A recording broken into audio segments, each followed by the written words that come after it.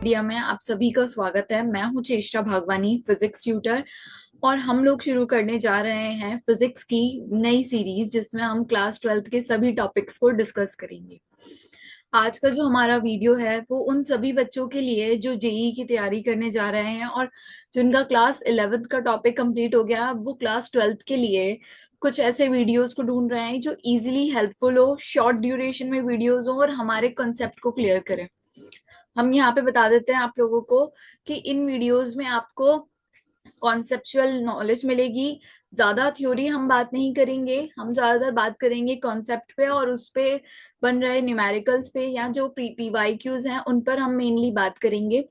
बाकी बातें हम आगे शुरू करेंगे। पहले जल्दी से हम स्टार्ट करते हैं, क्योंकि जिस पर्पज से के लिए आप लोग यहाँ पर आए हो, एक बार हम उसको स्टार्ट करते हैं, अपना टॉपिक स्टार्ट करते हैं। उसके बाद धीरे धीरे हम बात करेंगे कि हम कैसे पढ़ेंगे, कैसे हमारी पूरी इस वीडियोस की जर्नी रहेगी, कैसे आप डेली आएंगे हमारे चैनल पर और इन वीडियोस को देखेंगे। तो पहले हम जस्ट शुरू करते हैं, फिर बाकी की बातें बाद में स्टार्ट करते हैं। तो क्लास 12th का जो हमारा फर्स्ट चैप्टर होता है विच इज इलेक्ट्रोस्टैटिक।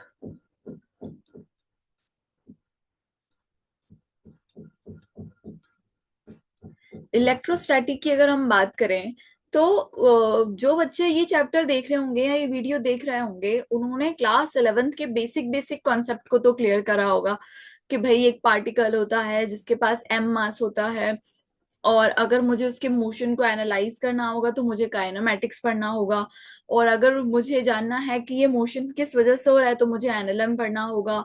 अगर ये मेरी बॉडी जो पॉइंट मास मानकर मैंने सारा एनालिसिस किया, अगर वो एक एक्सटेंडेड बॉडी बन जाएगी तो उसमें रोटेशनल मोशन कैसे होगा, कैसे हम बात करेंगे। अब यहाँ पर एक और पार्टिकल हम लेते हैं, ये एक पॉइंट मास है, स्मॉल m इसका मास है।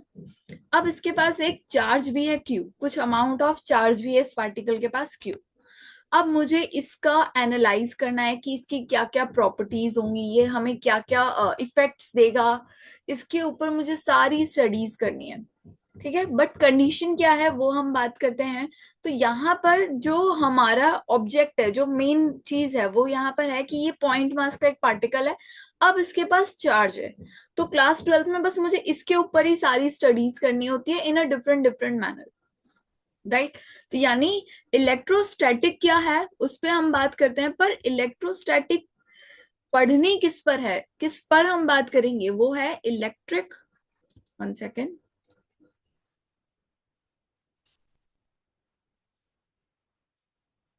Electric charge. इलेक्ट्रिक चार्ज, तो पहले इलेक्ट्रिक चार्ज क्या है उस पर बात कर लेते हैं। तो electric charge, it is a, मैं ज्यादा नहीं लिखूंगी, शॉर्ट में ही लिखूंगी, it is a property of a material. सिर्फ यही लाइन समझने के लिए काफी है कि ये एक मटेरियल की प्रॉपर्टी है, यानी ये हमें नेचुरली भी मिल सकती है और हम उसको एक्वायर्ड भी कर सकते हैं, खुद क्रिएट भी कर सकते हैं। लेट सपोज जैसे आप लोगों ने इलेक्ट्रॉन्स, प्रोटॉन्स, न्यूट्रॉन्स इनकी बात सुनी होगी। Electrons, protons, alpha particles and beta particles. तो आपने कभी ऐसा सुना है कि ये किसी ने बनाए हैं? ये नेचुरली अवेलेबल है हमारे पास, कि जो एटम होता है, एटम के शेल में आपके इलेक्ट्रॉन्स मूव करते हैं, आउटर शेल में मूव करते हैं या बंधे हुए होते हैं प्रोटॉन्स के साथ, यही सारी बातें हम करते हैं इलेक्ट्रॉन्स प्रोटॉन्स के लिए। That means they are naturally available, और इन सब के पास मास भी होता है। तो यानी एक पार्टिकल ही तो हो गया है कि एक पार्टिकल जिसके पास मास है और चार्ज भी है, कुछ अमाउंट ऑफ चार्ज। इलेक्ट्रॉन्स के पास 1.6 इंटू 10⁻⁻19 कूलम चार्ज है। Same alpha particles and beta particles, तो ये नेचुरली अवेलेबल है। तो हमें यहाँ पर एक बात समझ में आई कि अच्छा, ये जो पार्टिकल्स हैं, दीज पार्टिकल्स, ये नेचुरली हमें मिले हुए हैं, नेचुरली।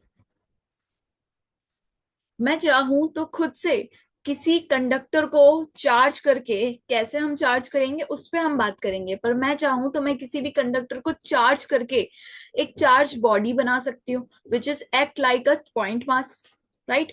तो यानी हम एक चार्ज बॉडी या एक चार्ज पार्टिकल भी क्रिएट कर सकते हैं। तो लेट सपोज ये मेरे पास एक कंडक्टर आ गया, और मैंने काफी खराब सर्कल बनाया है, और इस कंडक्टर पे मैं इसको चार्ज कर देती हूँ। अब आप बोलोगे मैम आप इसको चार्ज कैसे कर रहे हो? तो बस मैं इस पे प्लस चार्ज लगा रही हूँ। ऐसा नहीं है, कुछ मेथड्स होते हैं, by the induction, conduction and friction. These are the three method जिससे हम किसी भी बॉडी को चार्ज कर सकते हैं, जिसको हम आगे डिस्कस करेंगे आने वाले वीडियो में। पर यहाँ पे हमें पहले अच्छे से समझना है चीजों का मतलब, और चल क्या रहा है, क्या बातें हो रही हैं एग्जैक्टली हमें उस पर समझना है, राइट। तो यहाँ पर हमने पहले एक चीज देखी, इलेक्ट्रिक चार्ज। इलेक्ट्रिक चार्ज एक ऐसा पार्टिकल है जिसके पास मास भी है और कुछ चार्ज भी है। नेचुरली वो कौन से होते हैं? Electrons, protons and beta particles. और अगर मैं खुद ही क्रिएट करना चाहूं तो ये मेरा कोई कंडक्टर था और मैंने इसको चार्ज कर दिया। अब ये ऐसे तो एक बड़ी सी बॉडी है, लेकिन मैं इसको अज्यूम कर सकती हूँ ना कि इसका सारा मास पॉइंट एक सेंटर पे कंसंट्रेटेड है, तो ये एक पॉइंट बॉडी बन गई, पॉइंट मास हो गया। तो यानी एक चार्ज मटेरियल की प्रॉपर्टी है, it is just a property not a phenomena, कोई ऐसा कॉन्सेप्ट नहीं है, इट्स जस्ट अ प्रॉपर्टी जो कि हम नेचुरली भी देख सकते हैं और एक्वायर भी कर सकते हैं, राइट। अब इलेक्ट्रोस्टैटिक में हमें क्या पढ़ना है इस चार्ज के बारे में, उस पर हम थोड़ी बात करते हैं। तो बेसिकली अगर मैं यहाँ पे इलेक्ट्रोस्टैटिक वर्ड को ब्रेक करूं, so electro means something related to charge, कुछ चार्ज से रिलेटेड है, और static means something which is in the rest condition, यानी कोई चीज रेस्ट पे हो। दैट मीन्स अगर कोई चार्ज आपका मूव ना करके रेस्ट पर हो, जैसे कि एक ये प्रोटॉन यहाँ पर रेस्ट पर है, ये इलेक्ट्रॉन्स आपका कोई रेस्ट पर है, तो ये क्या क्या प्रॉपर्टीज देगा, इसके क्या क्या इफेक्ट होंगे, उस पर जो हम बात करते हैं, उस पर जो एनालाइज हम करते हैं, डिफरेंट डिफरेंट फोर्सेस को देखते हैं, फील्ड्स की बात करते हैं, पोटेंशियल की बात करते हैं, लॉज की बात करते हैं, जैसे कुलम्स लॉ, गॉस लॉ, यानी बहुत सारी स्टडीज जो हम पढ़ेंगे। जब आपका चार्ज पार्टिकल कैसा होगा, रेस्ट पे होगा, उसको हम कहेंगे इलेक्ट्रोस्टैटिक। तो अगर मैं इसकी डेफिनेशन सिंपल सी बताना चाहूं, so it is a branch of physics which deals with the properties of charge when it is in rest condition, right. तो इलेक्ट्रोस्टैटिक में हम क्या पढ़ेंगे, जैसे काइनेमैटिक्स अपन पढ़ते हैं, तो काइनेमैटिक्स में भी अपन यही बोलते हैं कि हमें किसी भी एक पार्टिकल के मोशन को एनालाइज करना है, तो हमने काइनेमैटिक्स पढ़ लिया। सेम वैसे ही अगर मुझे एक चार्ज पार्टिकल की प्रॉपर्टीज को एनालाइज करना है जब वो रेस्ट कंडीशन में हो, तो हम इलेक्ट्रोस्टैटिक पे बात करते हैं। बेसिकली इलेक्ट्रोस्टैटिक आपका बहुत ही लेंथी चैप्टर है और इम्पोर्टेंट भी बहुत है एग्जाम पॉइंट ऑफ व्यू से। और अगर आप इसको पढ़ते हो तो बहुत सारे कॉन्सेप्ट लाइक ग्रेविटेशन जो क्लास 11th का चैप्टर है, तो काफी सारे कॉन्सेप्ट उससे रिलेटेड ही होते हैं। तो कई बार बच्चों को वहां पर इतना अच्छे से ग्रेविटेशन नहीं समझ में आता है, तो वो यहाँ से जब ये पढ़ते हैं तो वो रिलेट करके इजीली वो चैप्टर भी आपका अच्छे से हो जाता है। तो चार्ज पार्टिकल के बारे में हमें पता चला, और इलेक्ट्रोस्टैटिक का मीनिंग क्या है उसके बारे में पता चला। अब ये जो चार्ज पार्टिकल है इसकी कुछ प्रॉपर्टीज पे हम बात करेंगे, क्योंकि ऑब्वियसली हमें पूरी क्लास 12th में इस चार्ज पार्टिकल को ही पढ़ना है, इसको ही एनालाइज करना है, तो इसके बारे में इसकी प्रॉपर्टीज हमें पता होनी चाहिए, बेसिक बेसिक, राइट। सो मैं इसकी कुछ प्रॉपर्टीज की बात करना चाहूंगी अब आगे। प्रॉपर्टीज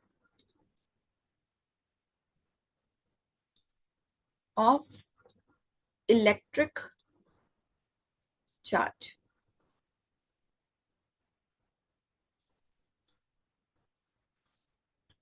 ठीक है। सो क्या प्रॉपर्टीज है, पहले बेसिक बेसिक हम बात कर लेते हैं।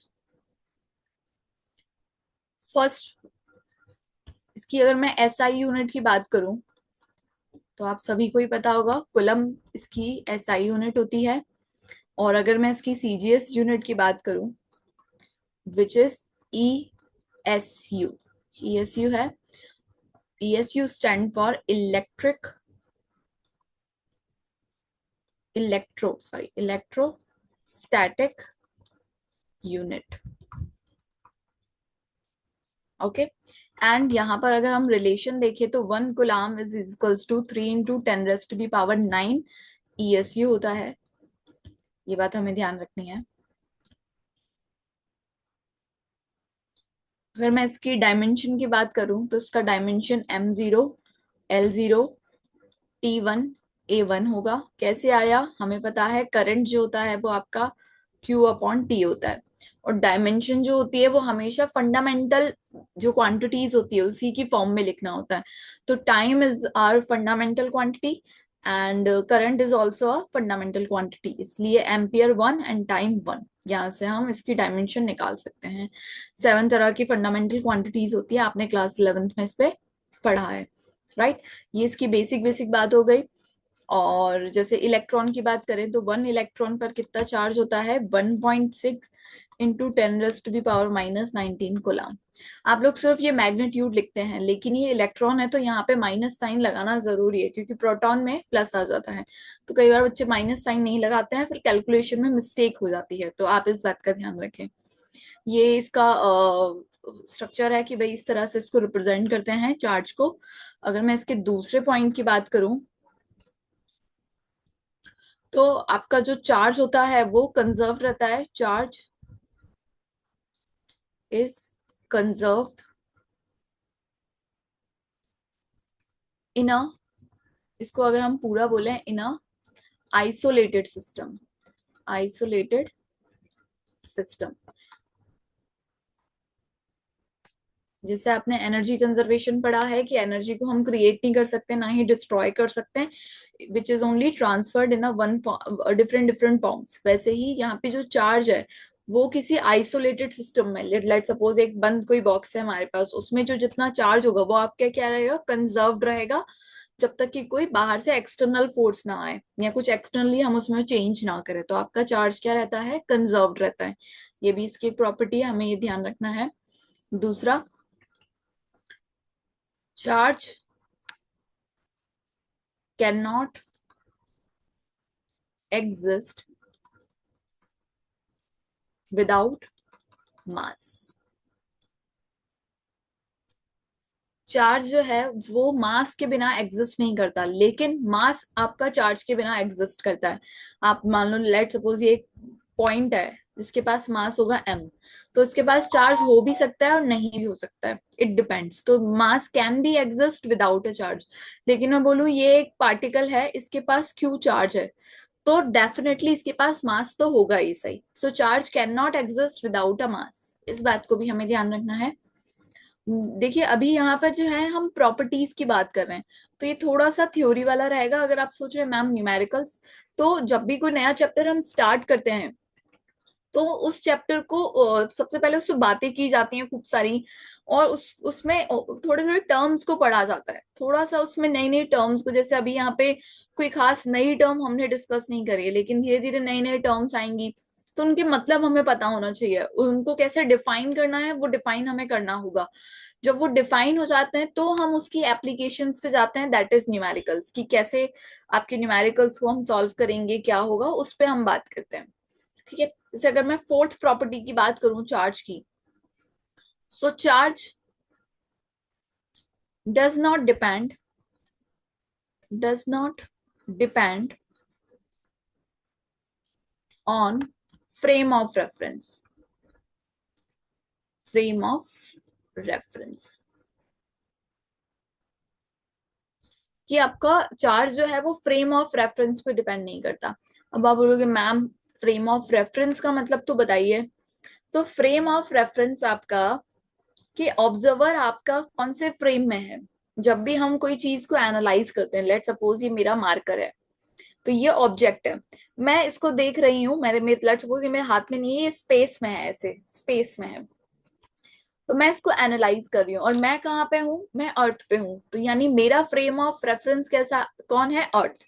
और अर्थ को हम अज्यूम करते हैं, ध्यान से सुनना, हम अर्थ को अज्यूम करते हैं कि अर्थ हमारा कैसा है, इनर्शियल फ्रेम ऑफ रेफरेंस, यानी इसका एक्सेलरेशन जो है वो क्या है, जीरो है, बट ऐसा है नहीं, राइट। और अगर लेट सपोज मैं ऐसे किसी व्हीकल में बैठी हूँ या लिफ्ट में हूँ जहां पर मेरे पास कुछ सर्टेन एक्सेलरेशन है, जहां पर मेरे पास कुछ सर्टेन एक्सेलरेशन है, तो यानी मैं non inertial frame of reference में हूँ। तो आपका ऑब्जर्वर किस फ्रेम ऑफ रेफरेंस में है उससे आपकी कैलकुलेशन और आपका जो एनालिसिस है वो चेंज हो जाता है। इसलिए हम फ्रेम ऑफ रेफरेंस को डिफाइन करते हैं। तो चार्ज की जब भी हम बात करेंगे तो फ्रेम ऑफ रेफरेंस का कुछ फर्क नहीं पड़ेगा, चार्ज वैसा का वैसा ही रहेगा। इसको हम और इजी लैंग्वेज में बोले तो चार्ज वेलोसिटी पे डिपेंड नहीं करता है, लेकिन मास वेलोसिटी पे डिपेंड करता है। मैं बार बार चार्ज और मास को ही कंपेयर कर रही हूँ, क्योंकि पहले हम जो एनालाइज करते थे वो एक मास वाली बॉडी थी, सिर्फ उसके पास मास था, अब उसके पास चार्ज भी आ गया है। तभी बार बार मैं मास से उसको रिलेट कर रही हूँ, राइट। तो यानी चार्ज आपका फ्रेम ऑफ रेफरेंस पे डिपेंड नहीं करता है। इसको मैं और अच्छे से अगर बोलूँ तो मैं इसको ऐसे भी लिख सकती हूँ, does not depend on velocity, right. ये चीज हो गई। इसमें आगे अगर मैं इसी पॉइंट में कंटिन्यू करूं तो मास आपका वेलोसिटी पे डिपेंड करता है, मास डिपेंड ऑन वेलोसिटी। एक थ्योरी थी आइंस्टाइन थ्योरी, उससे एक हमें रिलेशन मिलता है which is m is equals to M naught upon under root one minus V square upon C square. ये वाली रिलेशन है, जिसमें आपको मैं कुछ ये बता देती हूँ, ये m क्या है, m नॉट क्या है। यहाँ पर जो ये m नॉट है ये मास है किसी भी ऑब्जेक्ट का। एम नॉट किसी भी ऑब्जेक्ट का, लेट सपोज ये मार्कर ही मान लो, इस मार्कर का मास है एम नॉट। कब? जब ये रेस्ट कंडीशन पे था, जब ये रेस्ट में था। अब मैंने इस मार्कर को एम नॉट जिसका मास है रेस्ट पर, इसको वी वेलोसिटी दे दी। ये यहाँ पे ये सी है, अगर आप लोगों को प्रॉपर विजिबल ना हो, it is C, velocity of light which is 3 × 10⁸ metre per second. तो अगर मैं इसको कुछ वेलोसिटी दे दूं इस मार्कर को, तो इसके मास में क्या होगा, चेंज आ जाएगा और नया मास m होगा when having v velocity, right. तो यहाँ पर हमें ये चीज पता चली कि अगर मैं किसी भी ऑब्जेक्ट को कुछ सर्टेन अमाउंट ऑफ वेलोसिटी दे दूं तो उसके मास में क्या होता है, इंक्रीमेंट हो जाता है, उसका मास ज्यादा हो जाता है, यानी m is greater than m not. ये कैसे होगा आप यहाँ से भी देख सकते हो। देखो, मैं किसी भी पार्टिकल को लाइट से ज्यादा वेलोसिटी नहीं दे पाऊंगी, उससे कम कितनी दे दूंगी, हद से हद 50 किलोमीटर पर आवर, 60, 120, ये वेलोसिटीज दे दूंगी मैं। तो अब आप यहाँ पे देखो, यहाँ पर ये वैल्यू सी से तो बहुत ही कम है, तो यानी ये ओवरऑल 0.000 समथिंग जाएगी। और उसमें से वन में से मैं कुछ माइनस कर रही हूँ, यानी वो ऑब्वियसली लेस देन वन आएगी, सही, वन से ज्यादा तो आ नहीं सकती, वन से कम ही आएगी, वन से कम आएगी। और वो डिवाइड हो रही है किसमें, मास में डिवाइड हो रही है, तो ओवरऑल ये रिजल्ट आपका क्या आएगा, ज्यादा ही आएगा। पर होता क्या है ना, बच्चे जब, अब जैसे आप लोग जब ये वीडियो देखोगे तो आपको लगेगा मैम हम ऐसा फील करके देख रहे हैं, बट हमें ऐसा रियलाइज नहीं हो रहा है कि मैं इसको अगर स्पीड दे दूंगा तो उसका मास बढ़ जाएगा। ऐसा हम मतलब एक्सपीरियंस क्यों नहीं कर पा रहे हैं? तो ऐसा इसलिए है क्योंकि आप इसको बहुत ही कम वेलोसिटी दे रहे हो। अगर आप इसको अच्छी खासी वेलोसिटी दो, मतलब लाइट की वेलोसिटी के रेंज में अगर आप इसको वेलोसिटी दोगे, तो आप ये चीज एक्सपीरियंस भी कर पाओगे। जैसे ऐसा भी बोला जाता है कि जो, मान लो दो आइडेंटिकल बॉडी है, मैंने नेक्स्ट स्लाइड में इसको डिफाइन करती हूँ, ये चीज पहले आप ध्यान रख लेना कि आपका मास जो होता है, अगर आप एक पार्टिकल है जो रेस्ट पर है उसका मास, और अगर वो मोशन में होगा, कुछ उसका स्पीड होगी, तो उसका ज्यादा हो जाएगा मास। ये चीज आप हमेशा ध्यान रखना मास के केस में। चार्ज तो आपका डिपेंड करता ही नहीं है वेलोसिटी पे, ना फ्रेम ऑफ रेफरेंस पे डिपेंड करता है। एक चीज और मैं बता दूं, जनरली ऐसा देखा गया है, मान लो दो आइडेंटिकल बॉडी है, इन शेप में, साइज, मास सब कुछ सेम है इनका, पर ये क्या है, ये नेगेटिवली चार्ज्ड है और ये पॉजिटिवली चार्ज्ड है। तो देखा गया स्लाइटली जो नेगेटिवली चार्ज बॉडी होती है, ये पॉइंट नंबर 5 है, नेगेटिवली चार्ज बॉडी का मास ज्यादा होता है पॉजिटिवली चार्ज्ड बॉडी से। इस बात को आप हमेशा ध्यान रखना। पॉइंट नंबर 6 की अगर मैं बात करूं, विच इज चार्ज क्वांटाइजेशन। जैसे आगे हम पढ़ेंगे कि मुझे अगर किसी बॉडी को चार्ज करना हो तो मैं कैसे उसको चार्ज कर सकती हूँ, चार्ज क्वांटाइजेशन के ऊपर मैं बात करूँ तो ऐसा नहीं है कि मतलब जैसे स्विच में लगाया, प्लग आपने स्विच में लगाया और वो चार्ज हो गया, इस तरह से नहीं होगा। कुछ सर्टेन वे है कि मैं इस बॉडी को कितने इलेक्ट्रॉन्स दूं। ऐसा नहीं है कि मैं कुछ इसे अमाउंट में कि भाई हाँ मैंने इसको 1 किलो 2 किलो चार्ज दे दिया, ऐसा नहीं होता है। कुछ सर्टेन नंबर में कि भाई 4 इलेक्ट्रॉन दे दिए, 5 इलेक्ट्रॉन दे दिए, इस क्वांटाइज मैनर में दे सकते हैं। तो यानी इसको मैथमेटिकली हम कैसे लिख सकते हैं कि आप अगर किसी बॉडी को चार्ज कर रहे हो तो Q is equals to N E minus की फॉर्म में ही आप चार्ज दे सकते हो। This is charge quantization. इसको समझते हैं अच्छे से। लेट सपोज ई यहाँ पे क्या है, 1 इलेक्ट्रॉन, 1 इलेक्ट्रॉन का चार्ज जिसकी वैल्यू सबको पता है, राइट। एन आपका क्या है, एन नंबर है which is belongs to integer. यानी एन ऐसी वैल्यू होगी जो कि इंटीजर होगी, 1 2 -1 -2 -3 -5 समथिंग लाइक दैट, ठीक है। और इसी फॉर्म में आप चार्ज दे सकते हो। Let suppose 16 electrons, 15 electrons, 14 electrons. तो मैंने कहा, तो ये आपका चार्ज क्वांटाइजेशन हो गया। मैं एक न्यूमेरिकल लेती हूँ, उससे आपको और अच्छे से क्लियर होगा कि चार्ज क्वांटाइजेशन का मतलब क्या है। Okay,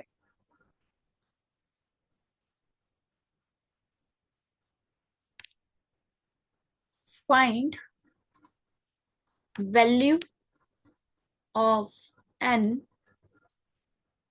if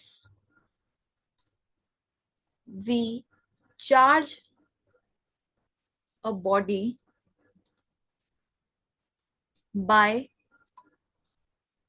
3.2 into 10 raised to the power minus 18 coulomb. हमने एक बॉडी को चार्ज दिया, that is 3.2 into 10 raised to the power minus 18 coulomb. Now we have to find the value of N. तो सबसे पहले तो ये भी हम बोल सकते हैं कि क्या हम इस बॉडी को, लेट्स सपोज वो यही बॉडी है, इसको चार्ज कर सकते हैं कि नहीं कर सकते हैं by this amount of charge. तो मैं क्या रूल लगाऊंगी, चार्ज क्वांटाइजेशन। हमने कितना चार्ज इस बॉडी को दिया, क्यू चार्ज दिया, which is 3 into 10 raised to the power -18। और 1 इलेक्ट्रॉन का चार्ज हमें पता है, तो मैं डायरेक्ट यहाँ पे ई लिख देती हूँ। तो यहाँ से मेरी एन की वैल्यू कितनी आ जाएगी, 3.2 into 10 raised to the power -18, 1.6 into 10 raised to the power -19 बोला, ठीक है। अगर इसको सॉल्व करेंगे यहाँ से तो ये आपका हो जाएगा 2 -18 +19। ये कैंसिल आउट करके n इज इक्वल्स टू 20।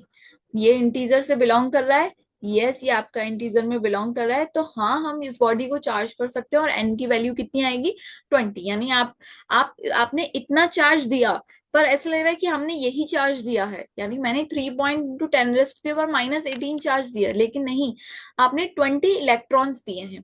यानी आपने क्वांटाइज्ड मैनर में दिया, आपने 20 इलेक्ट्रॉन्स दिए हैं इसको चार्ज करने के लिए, ना कि ऐसा बोलोगे अच्छा इतना अमाउंट। क्या पता अगर ये वैल्यू कुछ पॉइंट में आती तो वो बॉडी एक्सेप्ट ही नहीं करती, ये कंडक्टर एक्सेप्ट नहीं करता। यानी क्वांटाइज्ड मैनर में ही आप अपने चार्ज को अपने किसी बॉडी को चार्ज कर सकते हो, राइट। ओके, आगे बढ़ते हैं। मैं नेक्स्ट स्लाइड लगा देती हूँ।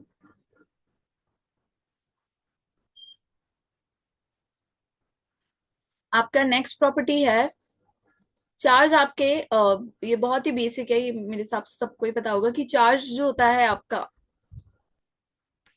वो दो तरह से डिफाइन होता है, पॉजिटिव चार्ज और नेगेटिव चार्ज, इलेक्ट्रॉन्स प्रोटॉन्स। वैसे ही आप किसी बॉडी को पॉजिटिवली भी चार्ज कर सकते हो, नेगेटिवली भी चार्ज कर सकते हो, ठीक है। और जो लाइक चार्जेस होते हैं, these are the like charges, same electrons. तो इन इन दोनों के बीच में जो फोर्स लगता है वो किस नेचर का होता है, अट्रैक्टिव। अट्रैक्टिव। और वैसे ही जो अनलाइक चार्ज पार्टिकल्स होते हैं, इनके बीच में दे रिपेल ईच अदर।